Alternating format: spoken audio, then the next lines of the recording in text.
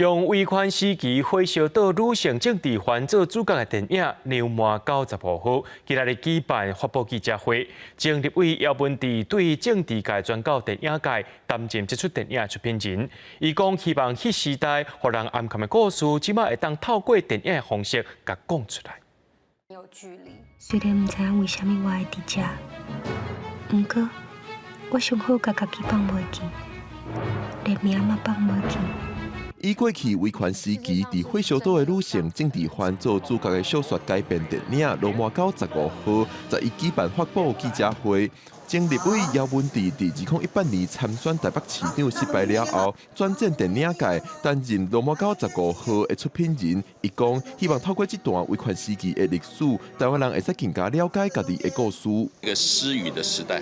大家都忘了，或者大家都不知道，大家都被隐瞒的那个时代的故事，了解我们今天的人权、自由、民主怎么得来的，未来我们台湾才可以在这样的道路上继续发展下去。前辈们的故事真的非常令人动容。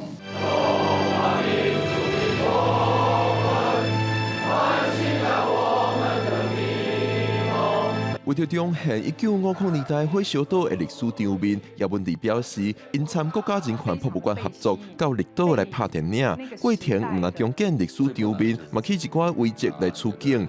演员嘛讲，导演对因的口音等等嘛是真要求。方言是不能说的，可是我们要很努力的学习讲所谓的北京话，所以腔调方面，我们3个人都有各自努力的方向，尝试把那个恐惧感，那个每天面对生死的这样子的恐惧感找回来。这些口述历史整理得非常详细，我很喜欢透过文字阅读来做角色功课，所以那对我来说是一个非常重要的书。姚文智表示，因为题材敏感，伫筹备甲制作的过程，拢拄着袂少困难。不过，伊希望透过众人合作，会使亲像赛德克巴莱、番校等等台湾电影同款，互大家继续认捌台湾的故事。记者郭文良随台北报道。